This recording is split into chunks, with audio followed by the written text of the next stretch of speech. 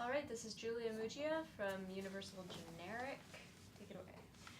So Sarah, how is Dracula Untold unlike any other Dracula movie we've seen?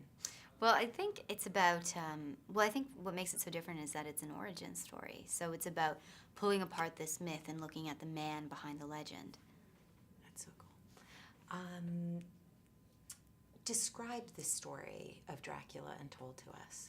Well, it's rooted in the real man, Vlad Tepes. So at the beginning of the film, you find Vlad and Morena and their son Ingris in this kind of beautiful relationship of love, and they're peacefully reigning over their country and their kingdom. And then all of a sudden, the Turks threaten to take the sons of all of the young sons of their kingdom. And so Vlad feels the responsibility of protecting his people, so he seeks out a very, very dark power in order to do that.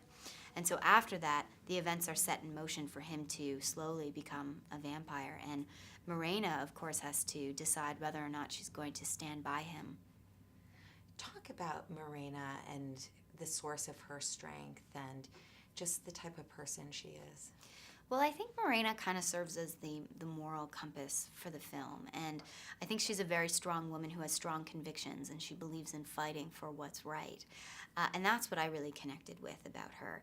And I think that, what motivates her is the love that she has for her family and the love that she has as a mother and as a wife. And I think that she starts off the film thinking that, good and bad is very black and white. But then, of course, all the decisions that Vlad makes complicates that for her, and she has to decide, what will she sacrifice for their love. What can audiences expect from Dracula Untold?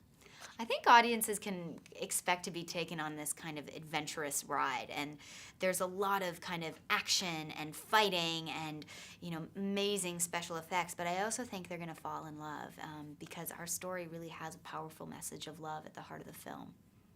Was there a specific scene that was most powerful for you when you were making it? I think when we shot the scene after I fall from the tower, that's the most, it was a very emotional scene for both Luke and I.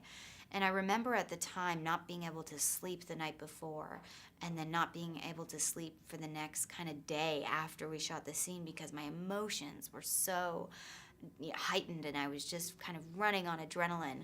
And I think sometimes you have to do that when you're going to work yourself up to a really, really emotional scene. So that was really challenging. But I think when I saw the final product, I thought it was very powerful, so it was definitely worth it. And talk about Vlad as, talk about Luke as Vlad.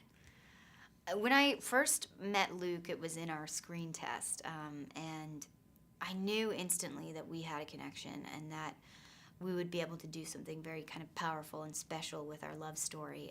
So that was really great to kind of see him be able to play the vulnerable sensitivity versus just being, super masculine and strong and foreboding. And I think that's what makes him really special is he can kind of play both of those sides.